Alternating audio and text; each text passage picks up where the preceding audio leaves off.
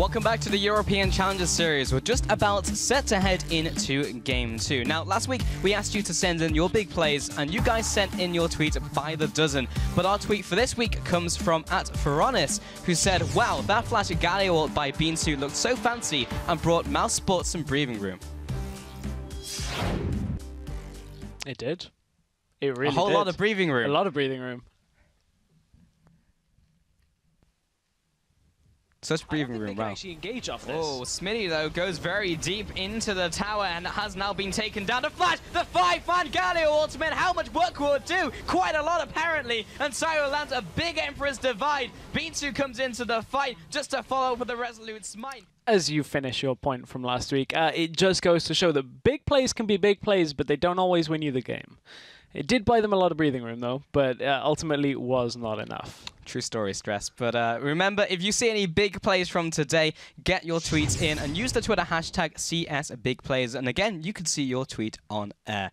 Now, on to this matchup. So, with EXN, they will be trying to get their first win on the board here. They are currently 0-5 after yesterday, and they're going to try and do that up against Gamers 2, who have just been looking better and better. But first, let's focus on Nihilo, looking at their starting roster. Morsu is actually now coming into the top lane, replacing Zazuz, with Impaler in the jungle, Godzuki in the mid lane, and Crazy Caps and Noxiac as well. And as we mentioned, the Morsu replacement now coming in will probably have some positive effects. We're going to talk about him a little in a minute, but I kind of want to touch on Nihilo right now in terms of what makes sense. And to me, not a lot makes sense. They're an experienced team, but they're now 0-5, and that experience isn't going anywhere. It's really weird. To when you think of how much experience the players that are on this team should have and where they should be, to think that they're 0-5. And honestly, I feel like all of the decisions Nihilo are making are pretty short-sighted. Whether it's their draft, with the weird draft they had last week where they kind of early pick Victor, last pick Brom, which isn't too bad, but it affects your game plan very heavily. We have seen a lot of Victor over in LCK, but I just feel like a lot of their decisions, whether it's objective trading, their draft, just are very focused on what can we do for now, and not how does this affect the entire game overall. Yeah, very much tunnel visioned. But onto their opponents, Gamers 2, with their new players as well. Smitty J in the top lane, Maxlaw now coming in, replacing Gilius in the jungle, Perks in the mid lane, Jesse as AD carry, then Hybrid now coming in as support. He actually plays in the Esports Festival, and he is going to be replacing Heaver, as you saw him last week. And it's interesting because this lineup of Gamers 2 didn't look like they were having that many problems, at least in CS, and now they bring in 2 new players. So how will that affect the dynamic of the team? That is the million-dollar question, or maybe the road to the LCS question. Yeah. Depends on how you want to say the idiom. But honestly, I think one of the most shocking things, I think, about these roster changes has been the response from the owner of Gamers 2, Ocelot. He tweeted on the day that they had a terrible time in the Esports Festival in Belgium. Today has been a disaster for our League of Legends team. Definitely not the team I wanted to replace me when I'm gone. I'm still surprisingly positive.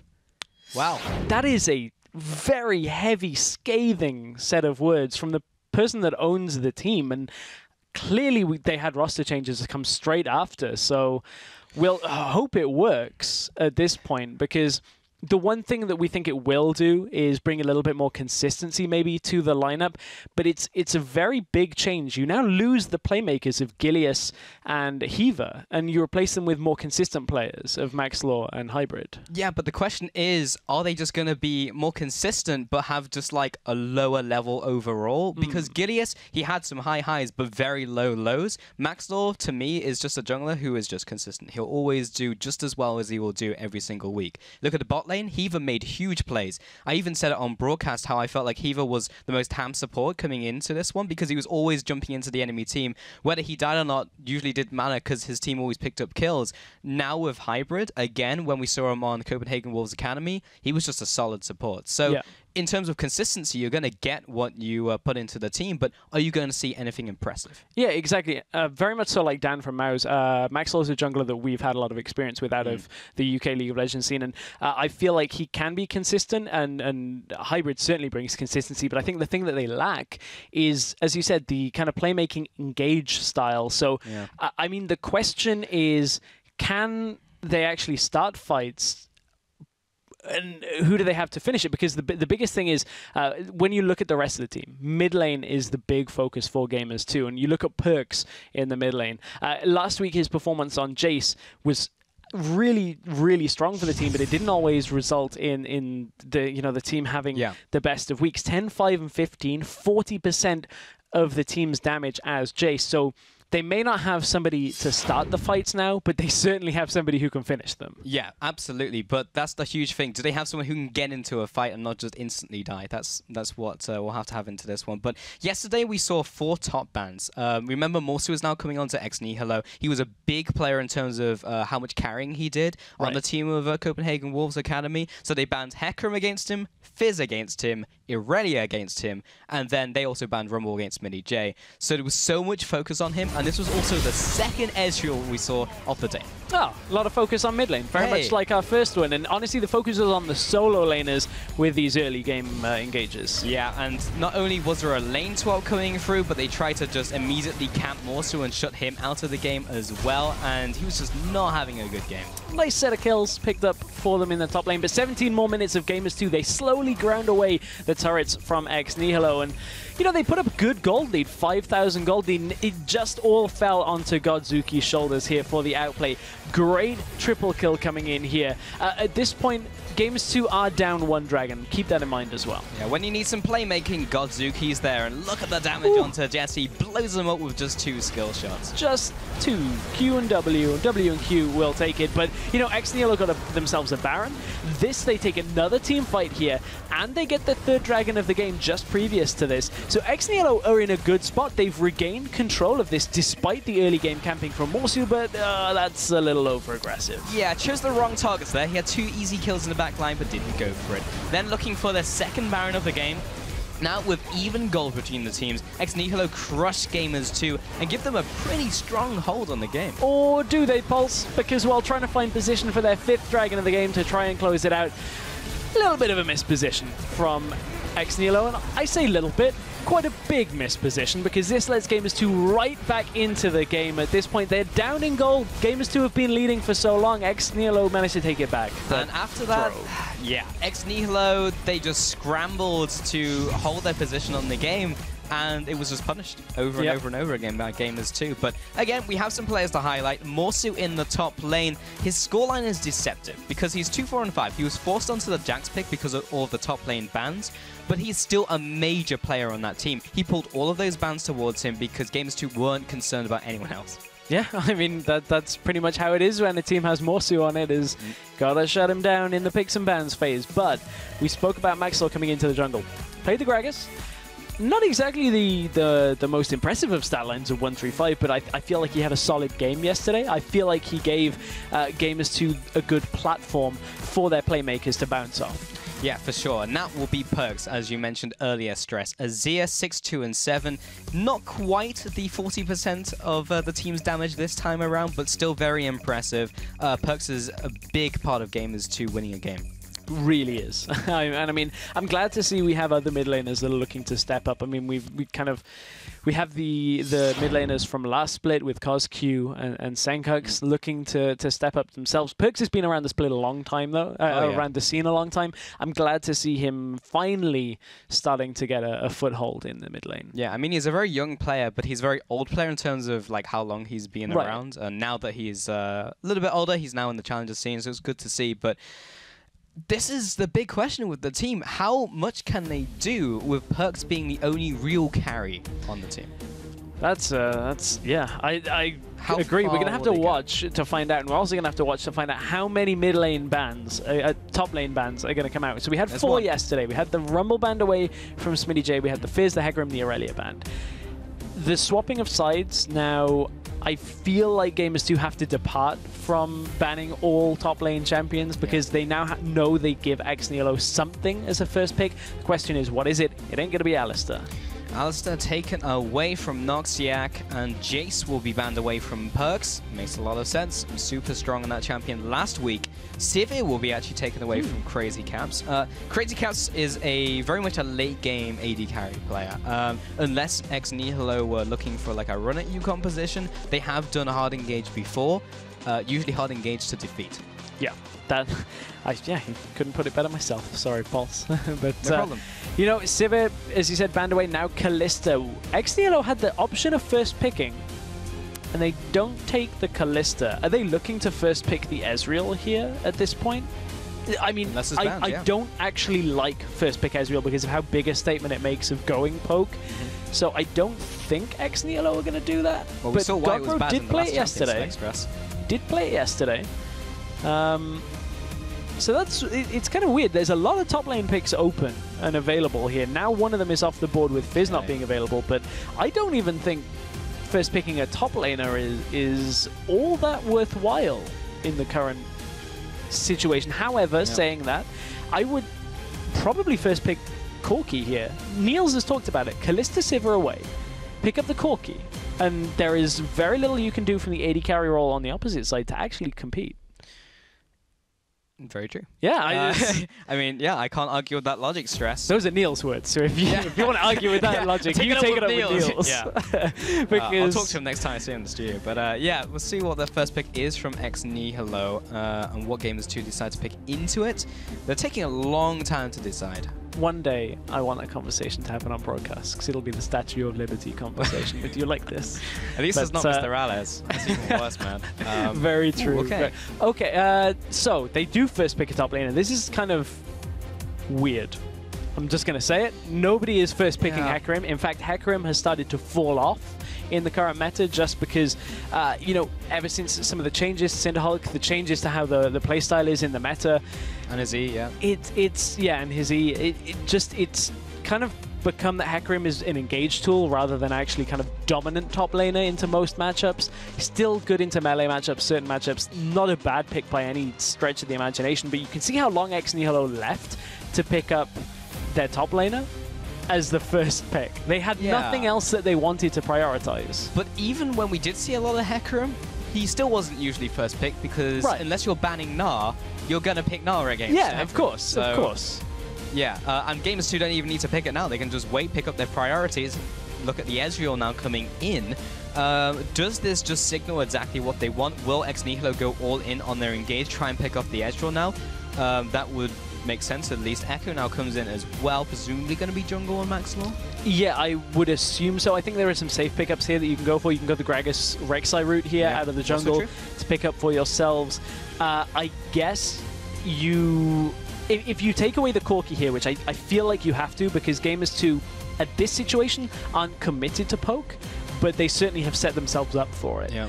So if you take away the Corki here, it now means Gamers 2 have to kind of think twice about exactly what they want to run and run some kind of like hybrid composition. Those would be my estimations, but double tank setup has been picked up for Nihilo. In fact, triple tank when you include the Hecarim in that as well. Now Gragas Nautilus. Going to be difficult for Gamers 2 to chunk through.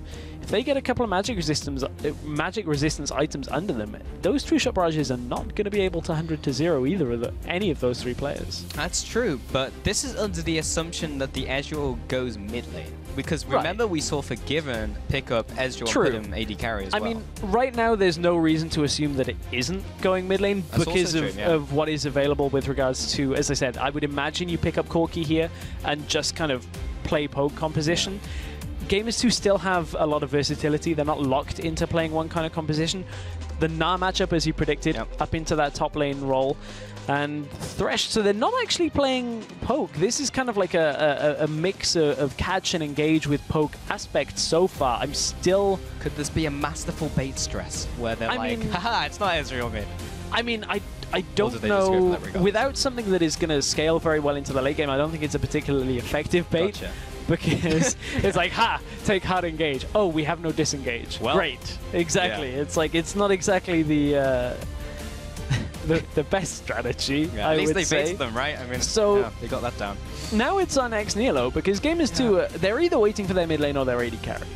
Assumption on current meta trends would be they're waiting for their AD carry, but not a lot of teams last pick their AD carry unless you're going something like Vayne. If Nihilo take away the Corki here, then we may see the swap around. They do take away the Corki, and lock themselves a Twisted Fate. We talked to Senkux about Twisted Fate, about how strong he feels he is in the current meta, and real interesting that Ex Nihilo seemingly feel the same way without any kind of low mobility carry to try and lock down at this point. That's you want to kill what the Ezreal there. You do. And that's, you know, yeah, perfectly fine. There's the Corki you're talking about, though. Stress. It was picked very late into the picking order, though. So, I mean, Gamers 2 had the chance to pick up the Corki all the way along here. So what AD carry did they go for? That is quite... They're flicking over mid laners, and actually Azir is available at this point. To think of what Perks has played, Jason Azir. So there are still other options here for Perks for what he's comfortable on. So it's... Look at that. It does get locked in. Okay, so it is an Ezreal AD carry. Taking it away from the possibility of Ex Nihilo playing it mid. As I said, they had that versatility, but I don't know how I feel about picking Azir into the Twisted Fate. Azir typically will have a decent laning phase and presence when it comes to tower pushing as a group, but we've seen the Twisted Fate being played into Azir specifically by Senkux because of how good it is at getting into the backline of a fight, deleting the enemy carry, trading your own life away, and just kind of that's how the fight goes. And at that point, you've taken one carry out in exchange for the other, and the rest of the team follows up. That's what we saw Ryu do versus SK for H2K. So if that happens again, we've already spoken about how much of the team's damage Perks is as a mid laner. If he's not in the fight, how do Gamers 2 win those fights? I mean, what we have to see. It's exactly what Defisher was talking about, where you trade your threats away, and it's just like, well, we have another threat, you don't, and then we just win. Right. So, yeah, I mean, we've got the Hecarim now onto Morsu, who'll be playing against Gnar, which will be a difficult matchup. Interesting to see if they'll go for a lane swap at all. They do have the Corki up against the Ezreal in the bottom lane. This also does deal with the problem you were talking about earlier, where if they did have the Ezreal, then they wouldn't have, like, late-game scaling if they put him into the AD carry role. Now they have the Azir. So when you look later into the game, they'll at least have something. Yeah, they will have something available, but has had to take the cleanse as well to get out of that gold card. So it makes it more difficult for Godzuki to get into the backline and lock him down. But certainly the Hecarim will play into getting into the backline as well. That's another aspect from the Ex Nihilo composition that is going to be fairly good at doing that. So I imagine Ex Nihilo are going to throw everything but the kitchen sink at Perks and try and lock him down in these fights. Perks will offer disengage to himself, though. So Cleanse, Emperor's Divide pushes everybody back. Well, have Gamers 2 built in enough disengage, though? Because it was obvious what Ex Nihilo were doing, because they were trying to counter out the Ezreal, but have they just also, by proxy, countered out the Azir just because they picked it in? Well, I feel like Gamers 2 have excellent counter engage. Yeah. You've got Gnar when he gets into Mega Gnar. Parallel Convergence will zone out the rest of Ex Nihilo. If everybody doesn't make it through that Parallel Convergence, you've got just amazing ability to lock people down in one area. And Flay will do a little bit box to disengage as well. Very soft disengage when it comes to it, but it'll all help. It'll all help the cause. Well, that's our opinion. Now we want to hear yours. So hop on Twitter, tweet at LOL Esports, and get those hashtags in G2 win or EXN win if you think Ex Nihilo will take home this game. I'll be checking in with those results during the game. Yeah, I will be checking in on this Azir as well during the game. That's what I'm looking forward to. Perks back on Azir. Perks is back. We've had a couple of good games from Perks on Azir. We'll see whether he can do it again. All right, let's get into this one. Ex Nihilo now onto the blue side, sporting onto the Rift up against Gamers 2. Now sporting this Azir pick onto Perks, swapping the Ezreal into the AD carry. So not throwing it mid lane this game, so we're not going to be seeing a Ring Glaive from the mid lane at least. May see it elsewhere. Unlikely Impale is going to pick one up, but maybe Maxlot. And everyone gets on to the Rift. Will we see any early game action so far? Judging by the patterns of where everyone is running, I'm going to go with not so much. Not so much right now. We'll track that, but I don't imagine anything that early on from these two teams. So Jesse and Crazy Caps down in this bottom lane. Ezreal and Corki, man, this feels like we've gone back a long, long time. To the, you remember the Trinity Force of AD carry? Yeah, welcome to Season 2? Yeah, Season 2. Season 2, it was all Ezreal, Graves, and Corki. It was all you could play. Then all the other AD carries ended up getting released, and Lucian came out. Yeah, and then the Lucian Kalista Nation came attacked, out. and then Lucian was everywhere. And then everybody remembered that Sivir got changed and got really awesome as well. So Yep. a lot of things happened to Ezreal. Strategic Corki. diversity. But it's okay, because Worlds is coming, so Corki's making a comeback. It's So, Worlds. Oh, it is Worlds, Pulse. It really is. But at this point, it's not Worlds. This is EUCS Week 3, yeah. Day 2, Game 2. Summer split. Yep. Yeah. Great pigeon impression by Perks in the mid lane. Do you have the biscuits being picked up by Godzuki? Actually opted towards the boot start on the Twisted Fate in the mid lane. The Azir was picked into the Twisted Fate. We've been seeing... oh, that's interesting. I can't do that. But yeah, FLICKR we saw earlier is picking Irelia into Azir. We've been seeing that. Even still been doing that. Something that confused me is he has the option to pick Ezreal and then doesn't pick Ezreal. And then like FLICKR played so much Ez back in the day and then just didn't do it. It's like, why? Come on, man. Hipster FLICKR. I was playing Ezreal before it was cool. That's probably not how it went. It was probably more like, I think this pick's a lot better in this situation. But who knows? Who can really tell what is going on in that godlike mind of mid lane? He's an android. So Godzuki in this mid lane, trying to get some harass into Perks. Meanwhile, in the top lane, mostly looking to do the same onto Smitty. This is typically a matchup that that Gnar should win, but the early camp was picked up by Morsu, meaning he got the early level 2 for the early advantage. But over time, Smitty may be able to whittle him down. Bot lane, Noxiac just get hooked in by Hybrid. There's the Flake. Jesse not too interested in landing the autos just yet, as Crazy Caps is trading off against him. So some back and forth auto attack trading in the bottom lane. Nothing to write home about.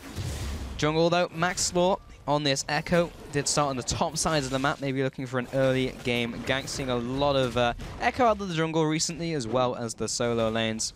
And Impaler on Gragas.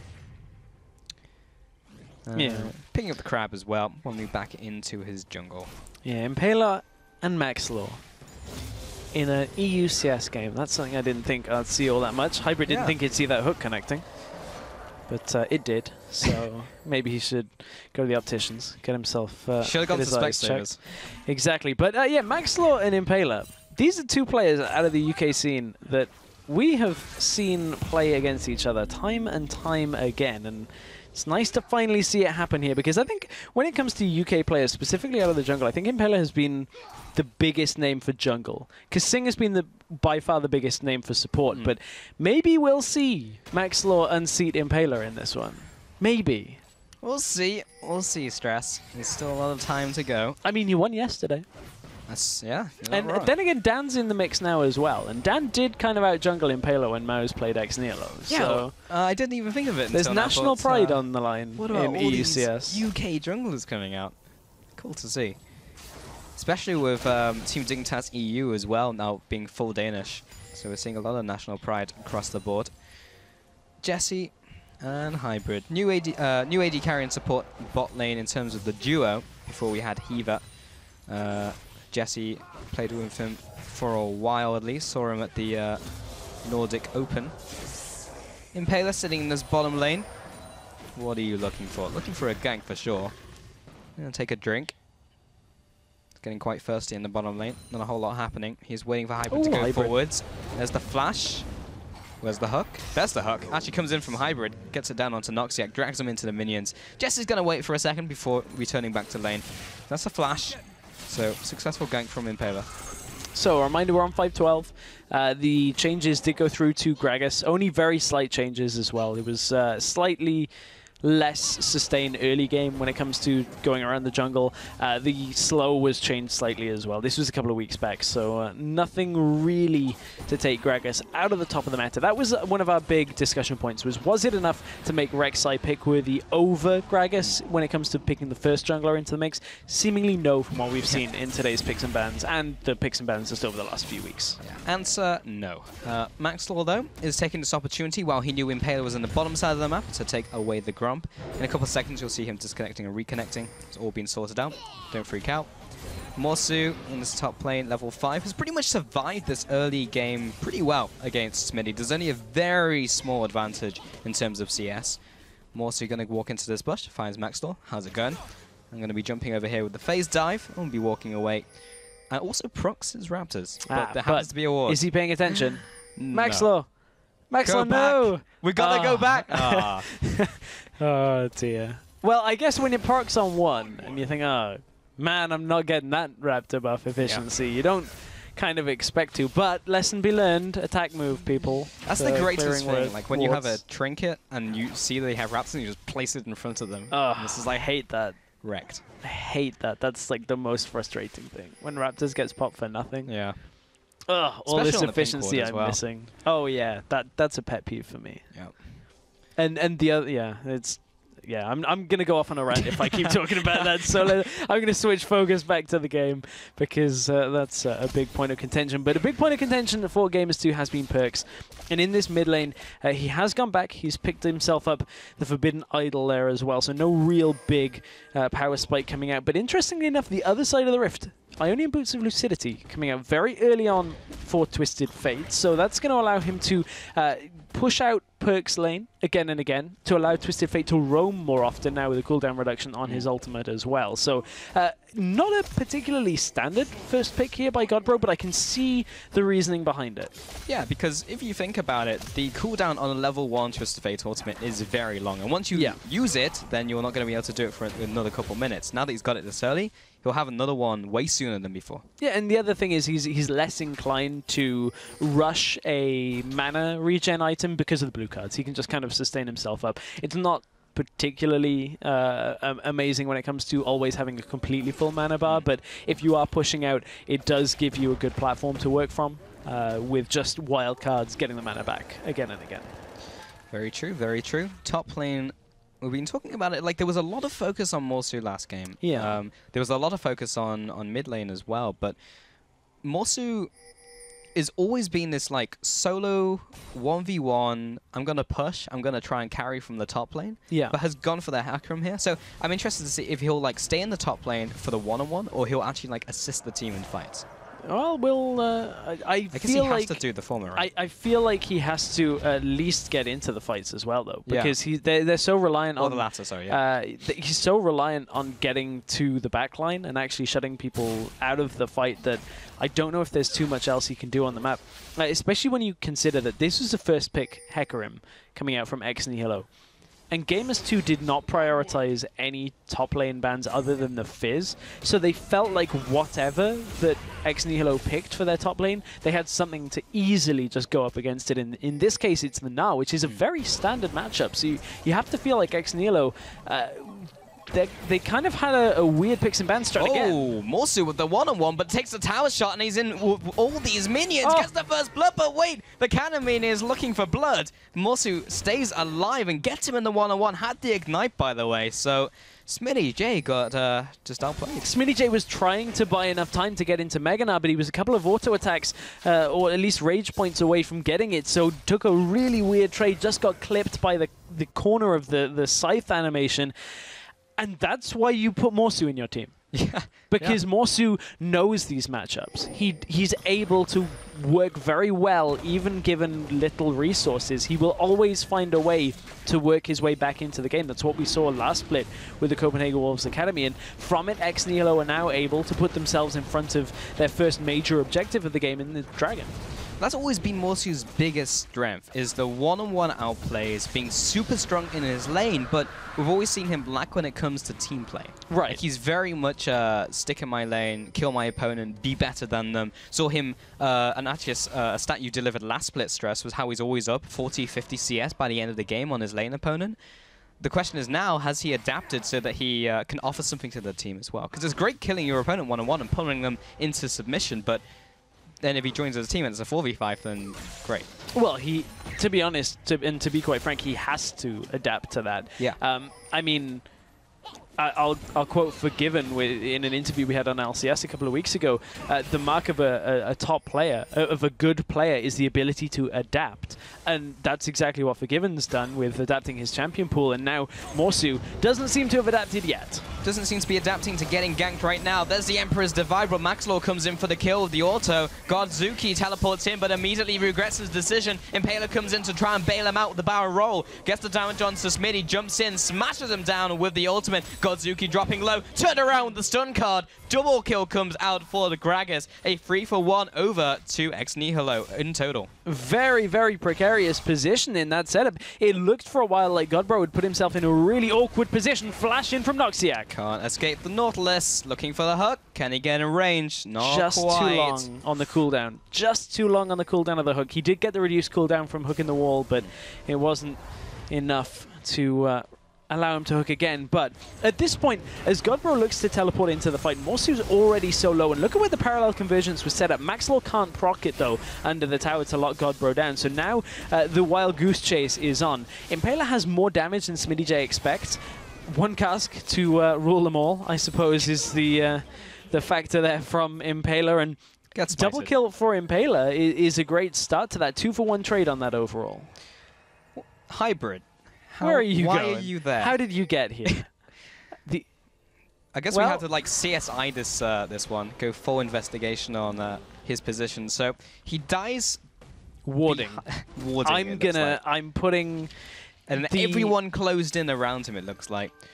Hybrid has been charged with warding solo in front of Raptors and is guilty as charge. Impaler now has to back himself away as Maxlaw is getting himself out. That's his blue though, but 86% over to Gamers 2 over over Nihilo.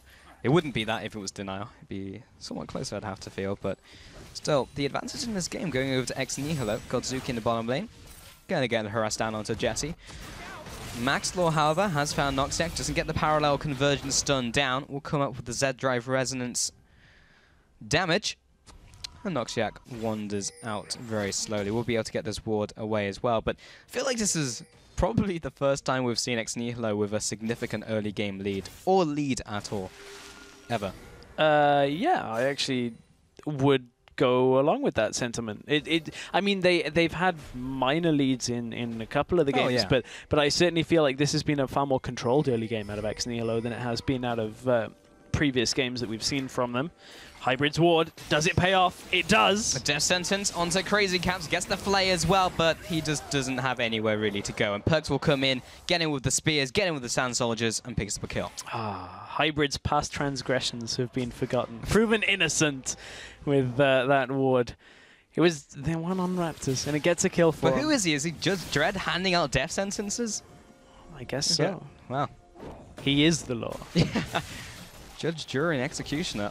Hybrid, 2015. Maxlaw, going to be taking Hybrid's free service. Free service, just the Thresh Express? Yep. Man, the economic times. I know, right? There's an age of prosperity in Summoner's Rift when public transport is free from Thresh. Not bad, eh? Point. Yeah.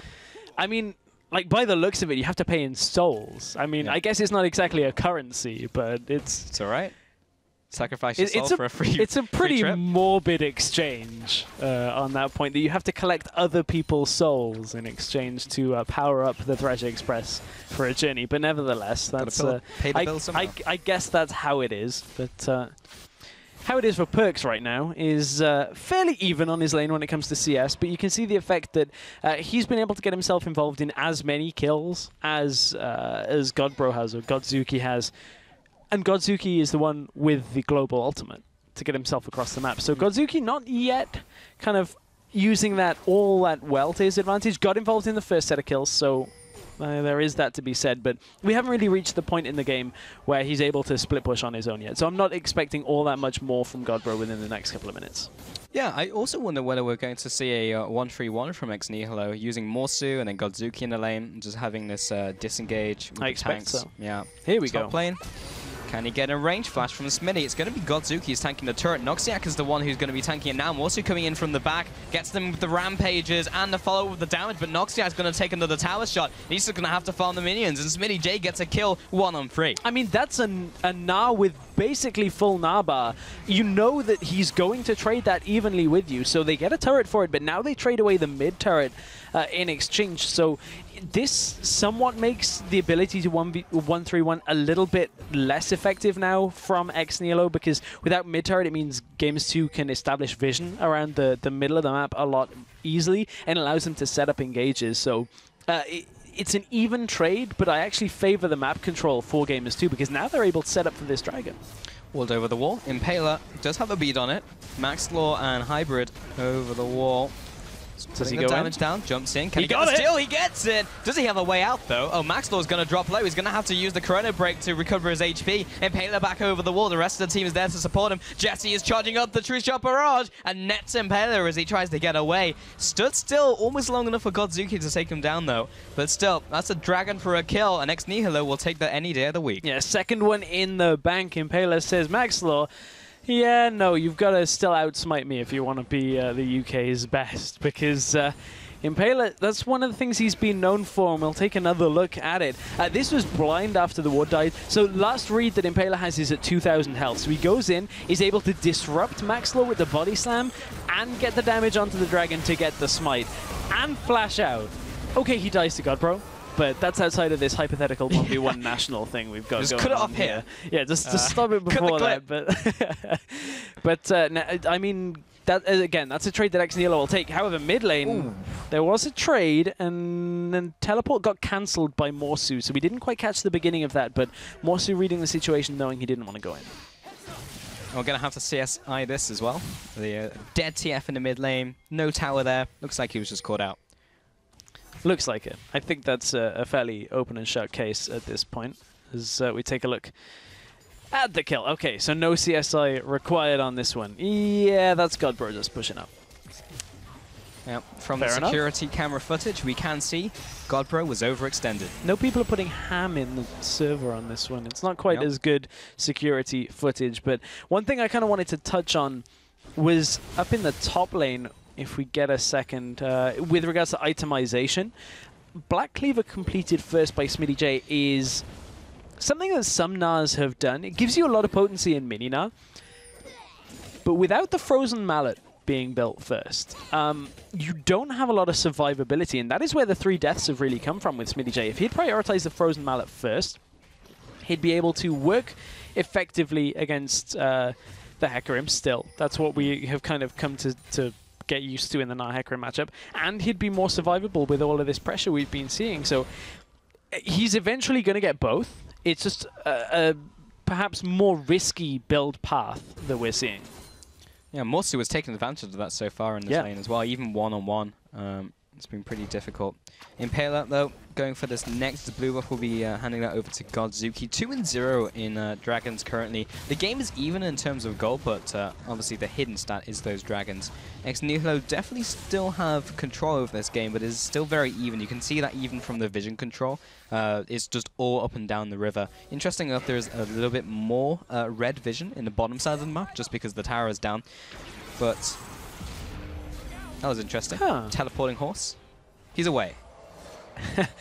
Had upgrades. Yeah. He's taken a page out of Max Law's book. I must admit I've not seen that happen before. So that seemed new to me from Gamers 2, but certainly the ult was on the way of getting himself out. That was It would have gotten them regardless, because you are not interruptible. Godzuki. Looked a little bit like Lissandra Claw. Yeah. The way it went. Okay, so I'm Lissandra now. I mean, it kind of will sit a little bit weirdly with Gamers 2, but they want Morsu now. Well, he's a one-trick pony. He can't pull that trick twice, and will get blown up by Gamers 2 as they follow up onto Noxiac and Impaler as well. Perks over the wall with the Emperor's minions, allowing him to get into position. The flash, the death sentence does not connect. Crazy Caps putting a turret down in the bottom side of the map evens up the trade on objectives. The kill goes in favor of Gamers 2, and they've managed to pick themselves up kills here and there and have brought themselves into a kill lead and a slightly down in gold. Every other real metric other than Dragons is basically even between these two teams right now. Yep, very true. Gamers 2 have just gradually evened up the game just through small skirmishes over Nihilo. Taking a look at some of the items as well. Haven't really touched on those apart from the Black Cleaver in the top lane. Perks has now gone for the Rabadon's Death Cap. Actually not going for Azonia's Hourglass at all here, despite the amount of CC that will be going on top of him, especially with the Morsu as well. He's just going for pure damage, just confident that he can blast people away with the Emperor's Divide, I guess. Yeah, and the cleanse on top of him. At this point, his disengage should be enough this early on in the game where it's not a super extended fight. So he should just be able to push people back, and kind of that's the end of it. You'll probably see him prioritize Azonia's Hourglass as his third item, I would imagine. Very similar probably with Twisted Fate as well. So that when you go in, get that gold card down, get the damage, then use Zonia's. That is probably what we're going to see in this setup. But Double Trinity Force has been completed, though, on Nihilo, meaning that they will have a fairly obvious power spike when it comes to things. This is roughly their time to fight, but they've found Morsu alone. Yeah, Morsu caught out here will be ultimating right into Hybrid and Max Law, who will happily assist for that kill. And that will be going over to Perks. Morsu just getting caught out. And this is the prevalence of mid towers being down, is Gamers 2 have set this vision up very well, so they know when to take fights. This one, they know there are 4 people from Nihilo around.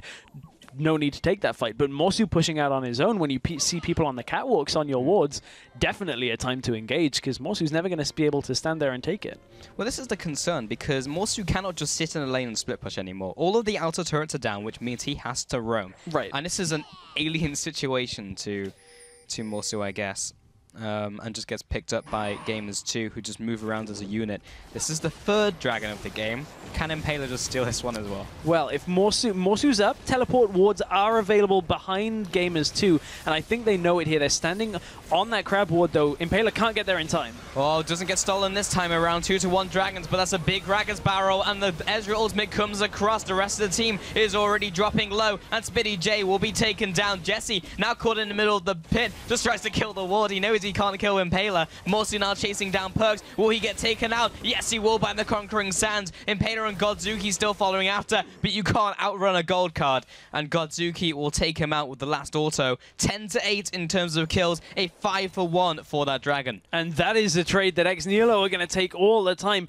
Only the first dragon of the game going over to Gamers 2, and there was such an important factor in this fight. And if we get a replay, I want to kind of look at the lower side of the fight, how Morsu comes into the fight. But look at Nihilo now. Obviously, they have a big amount of, a large amount of time where the death timers were still ticking up. Only really Maxlaw coming out now, but look at the health bars on Nihilo. They are quite low. Noxiac very nearly dies from this. Can Maxlaw stop this Baron attempt? Oh, there's the Time Winder. There's the extra ultimate as well, and the steal from Maxlaw. Give me that one. Godzuki now with this trade is going to die. Oh, no. Maxlaw 1 on 4? Yes, Picked he up can. 3 of those kills. Wipe the floor with Nihilo. That was an extremely risky Baron, and Morsu is the only one remaining. Has to Chrono Broke to safety there, but yeah. Who's the best UK jungler now? Hey, Maxlaw says yes, he can, jumping into the pit and taking away the Baron. Nihilo, very, very risky play going for that Baron. They had just set the game up for themselves. They get the ace. They could have looked to go pretty much anywhere and get objectives from it, or at least set the map up for themselves. I actually would love to have seen where the mid lane wave was at, but again, Nihilo seem to be in control of a game, and they make a very short-sighted decision on what can we get right now that is going to benefit us in the short term, rather than going, hey, look, we can get a turret and look to back from this and maybe take something else. So I kind of want to see where the minion wave is. It's actually just barely pushing for them, but look at Morsu heading into this fight. Gets onto Jesse, half health sim already. Keep an eye, bottom side of your screen. It's just happening off screen as Perks is being kept busy by Morsu. Morsu has single-handedly dealt with both carry threats from Gamers 2 in this setup. Yes, he ends up dying for it, but look, minion wave is just in the middle lane. You can shove that through and go take a turret. Rather than playing for a risky Baron play, there was all the time in the world to take that turret down, and they get greedy and go for the Baron. And at that point, Maxlaw, this is an easy decision to make here. Impaler doesn't get the smite down. He wasn't, by the looks of it, expecting the true shot barrage. It was at 500 health while Impaler was in the Baron pit. and could have stolen it, and could have secured it for himself. And Maxlo comes up huge. That was just exceptionally well played by Gamers2 to clean that up. But also, again, as you mentioned, a short-sighted decision by Nihilo, which has characterized them over the last couple of weeks, where they make a decision which seems great at the time, and then bites them in the rear later the game goes on. And this time, very, very soon after they made the decision. Now, at the bottom turret, they're going to try and defend this. Should be able to do so. Not sure if there's enough poke just yet from Gamers2 to siege this turret, but they do have the Baron buff. Yep. They're not going to be able to take this, not without at least a good position for Smitty J, which they don't have wards in position for it either. So they know they can't commit to the tower. So this is going to be a Baron buff that is kind of probably going to get ground out from Nihilo at this point, with about a third to a half of the duration on it down. So this Baron hasn't particularly won the game itself for Gamers2, but the momentum shift that has come from it has absolutely frozen Nihilo out of this game for now. I mean, Gamers2 are likely to even the dragon count up when the next one comes up in 1 minute 50, and from there, that it's so difficult for Nihilo to play towards a 5 dragon win without making sure they secure every single one of the next subsequent dragons as it spawns. It's going to be tough, and yesterday we saw a very similar story where Nihilo got the advantage. This time they got it in the early game. Last time they got it around the mid game, and Gamers2 were able to punish Nihilo's mistakes and over-aggression onto objectives. This time it was the Baron, last time it was the 5th dragon. The question is, will Nihilo continue to make these mistakes? Well, in the team fights, one thing is for certain. If Nihilo don't get perks to start, it's just a very difficult team fight for them. However, if they do kill perks, Jesse has opted for a lower damage build when it comes to things with the blue build of Ezreal, and Gnar has opted for a slightly higher damage build when he's in mini Gnar form. So with perks off the table, theoretically, Nihilo should be able to kind of maintain their damage output for the rest of the team fight if the engage goes as they need it to, which ifs and buts, but we'll see. And currently, Smitty J, Morsu has found his split push that he wanted, but it's actually from Smitty J instead. Impaler goes for the engage. Will work out though. Perks drops low, jumps over the wall. Will continues to survive. Max Law jumps into the back lines and Will uses Chrono Break to get back to safety, but he's still being pummeled out by Crazy Caps, who gets the shutdown. Smitty J was able to take down Noxian, now coming into the fight. Morsu has followed suit by coming in with the ultimate, gets perks, comes past the soldiers, but now Impaler is cut off from the pack with Godzuki. Morsu comes in and runs down the support of the Fresh. Jesse jumps over the wall, looking to continue the kite. Smitty J jumps in with the Mega Form, but will also die. Jesse will have to jump away from this fight before the gold card is lit up by Godzuki. And Nihilo come ahead in that fight. With the dragon spawned as well, this should be a fairly clean-cut decision for them to take it. Only the True Shot Barrage can contest this. And this team fight was all, again, from Perks. This time he didn't die. He was just forced out of the fight. He had to cleanse Flash out over the wall and then stop outputting damage for a big portion of this fight before Morsu came in. True Shot Barrage! Wow. Oh! He stole it with a Q! Wow! Oh, Impaler had... It doesn't matter if you die here. Did Impaler not smite that? Or did he smite early? It was off cooldown. Like, did he smite during the fight, I guess, is what I want to see. Because... Oh, Maxwell's cleaning up. Yeah, he's just killing everyone. Double kill comes out again. I think everyone was just kind of scrambling after that dragon take came out. Let's take a look at that fight which led up to that dragon, though, once again, as Perks starts off this one. Lots of zoning going on before this initiation by Impaler. Yeah, so Perks at this point, oh, the barrel doesn't blow him backwards, so he's still by the wall and he's able to cleanse out of the hard crowd control and just flash up and get himself out with the old switcheroo with Hybrid from there. And Max Lord can't really do too much after the beginning of this fight, and Smitty J has so much damage. Watch him come into this fight as well. Doesn't hit the boomerang, but is able to output a lot and just build his rage bar, but it's not quite as potent as Morsu's to start this fight. And Gamers2, just without perks, can't close this fight, but I guess in the end they just will take the dragon from Jesse, just picking it up. Yeah, Perks had locked himself in the Emperor's castle. Do Emperors have castles? I guess they do. But well, yeah, coming in with this have dragon. a new groove. And it's just the Mystic Shot, right? Yeah. Yeah, no smite available for Impaler. It's as clear as that. And no one was blocking. Nobody blocked. Knowing they saw the True Shot barrage, nobody blocked it. Yeah, that was just a straight-up oversight. 2 massive blunders from Nihilo in front of objectives. And following that, yeah. Objectives that they should either A, easily have taken in the Dragon, or B, probably shouldn't have tried to take in the Baron, where they could have gone for other options. Again, it's short-sightedness on Nihilo. And Noxiac has been caught out along with Godzuki. Morsu uses ultimate defensively and says goodbye to his friend, who had died for his sins there. And now G2 will go for this Baron. Have been lit up by Godzuki's Destiny. Will be gating in near. It's a little too close for comfort. Gets poked down by Perks and his Sand Soldiers. The Baron is at around 3,000 HP.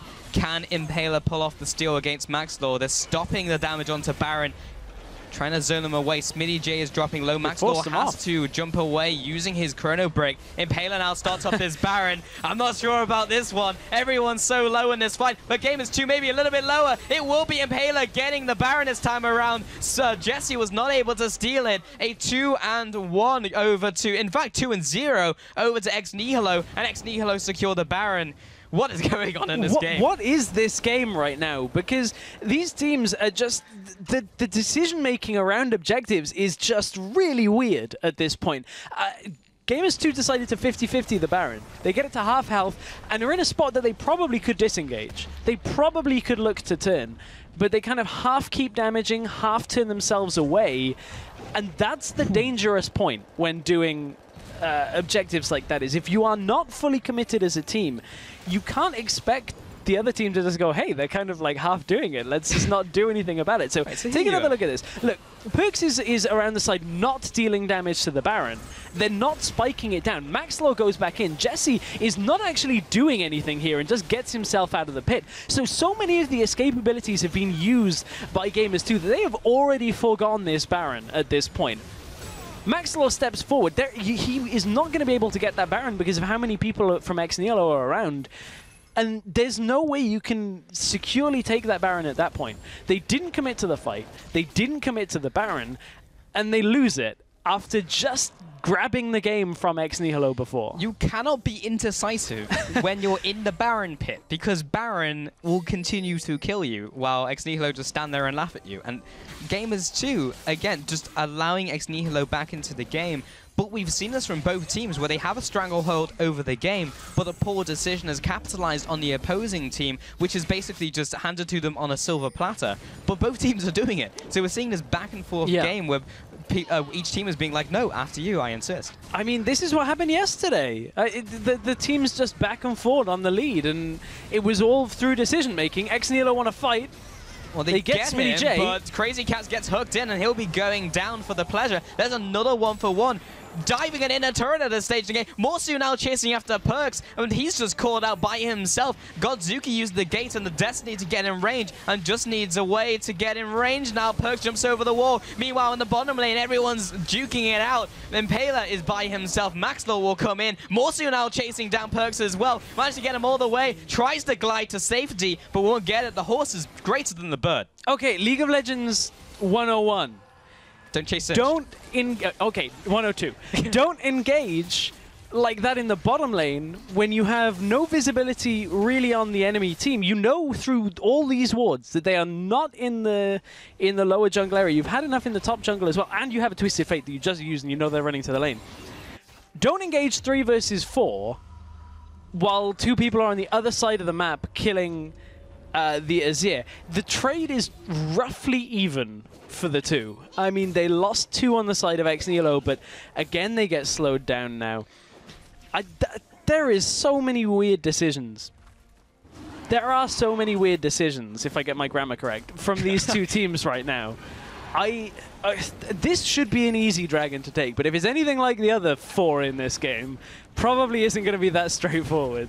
No, it will not, Stress. Let's see how this one unfolds. Impaler will be getting hooked in. That's their smite, but it doesn't matter. It will go over to Corki regardless. Smitty comes in looking for a Nara ultimate to come in. Gets the wallop down. Morsu zoning the backline and will be onslaughting of shadows back into his own team. Maxwell will be using the Chrono Break to keep himself alive. Godzuki on the outskirts of the fight, putting down the poke. There's a slide, the glide, the Emperor's Divide, and gets the kill onto Godzuki. Not quite. He'll be taken down himself. Crazy Caps, though, gets hooked in by Hybrid, but they don't want any of this Corki right now. The 1-for-1 trade so far, but Morsu, he's back in the fight. This has gone on for so long. Comes in with the home guard, but he's locked down by the sheer amount of CC. Impaler now trying to get the damage onto Smitty as he escapes. The barrel will not land, but Morsu, he's saying, I've got this. He'll take down the annoying Gnar, and that was a 5-for-1 over to Nihilo.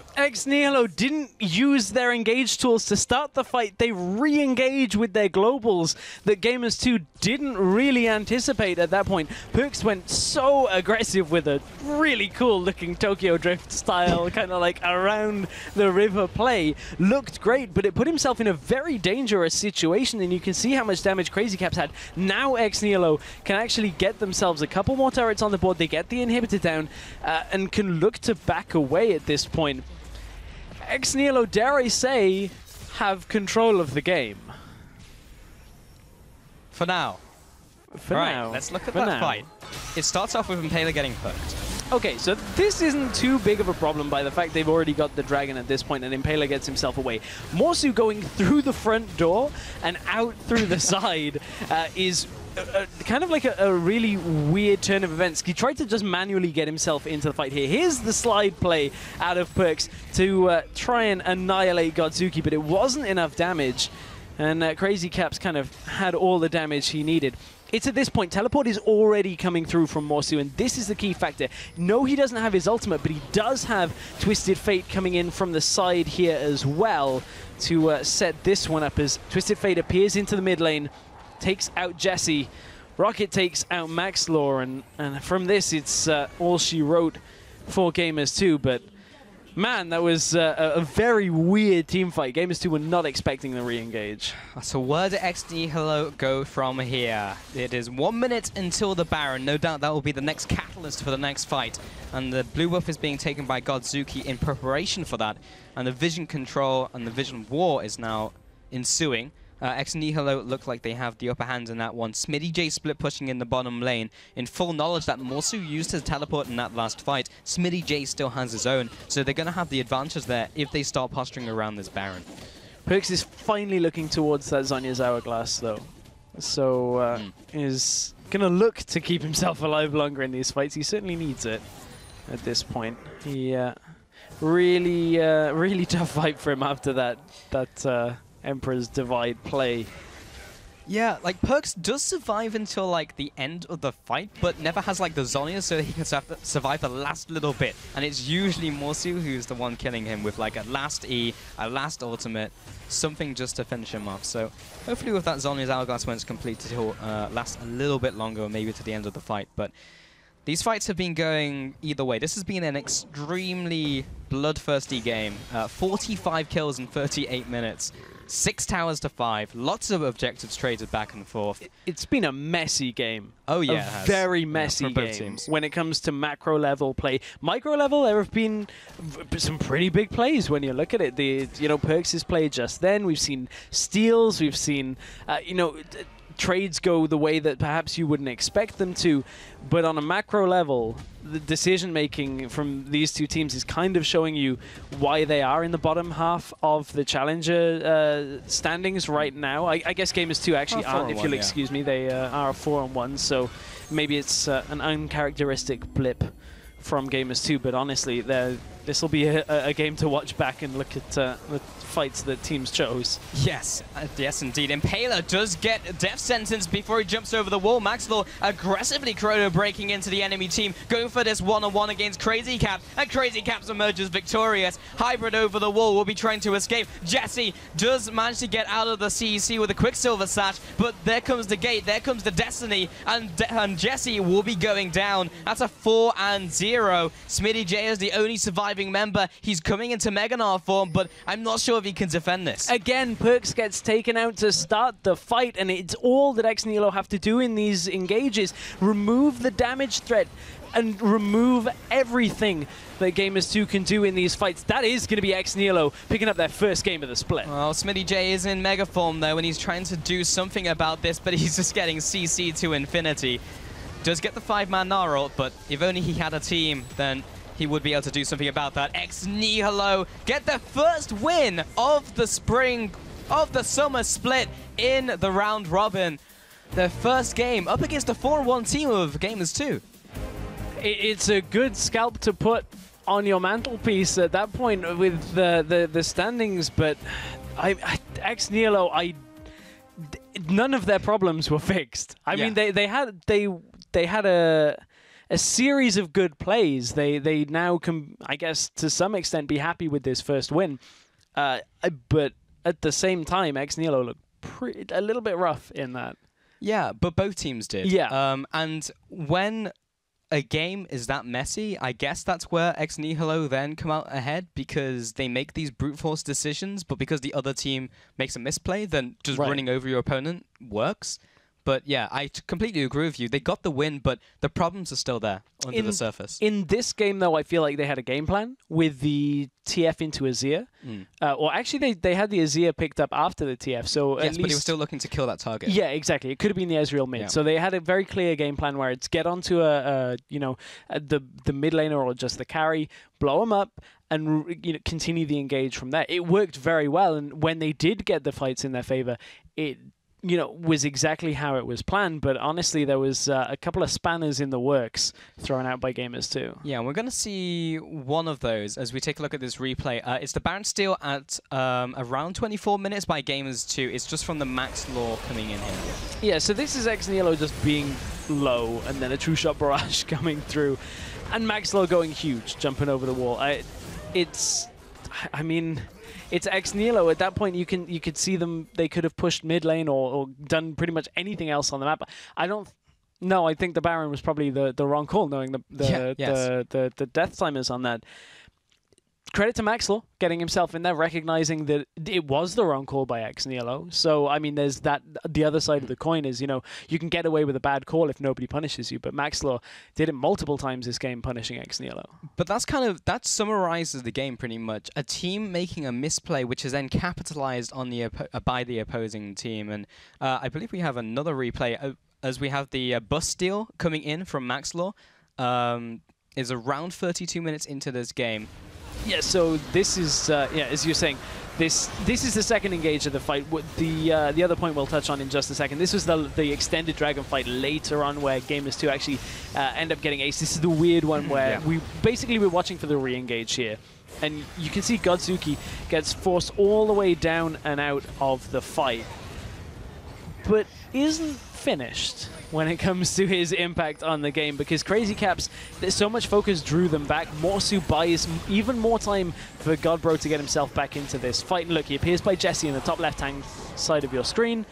Easy pick up there. Smitty J is easy pick off for Morsu as well. So at this point, Morsu's TPs, they actually were pretty on point. One of the big talking points we had was, does he adapt as a player? Is he just somebody that likes to split push? I would hazard a guess to say this game he seemed to fix a fair few of the issues that he's had. I would also say that Nihilo have pretty good in-team fight mechanics. Right. Because there was good use of Destiny, good use of just abilities in general, but I've never felt that's been an area where Nihilo have suffered. No. It's the fights that they've gone for have been bad before they even started. And no matter how well they play that team fight, they just lose because it was a bad fight in the start. Yeah, I think that's...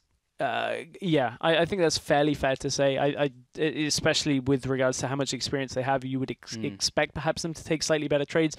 So in that game, they had two big objectives taken away from them. The Baron by Maxlow and Jesse taking away the Dragon. That has got to be a little disheartening for Impale, I'd have to think. At the same time, he did steal a Dragon away from Maxlow. He did. Yeah, I guess turnabout's fair play. Yes, yeah, absolutely. But either way, Nihilo did pick up their first win, so can't take that one away from them here. But with just one more game to go on this week's European Challenger Series with Overclockers UK and Now Esports. Don't go anywhere. We'll be back right after this.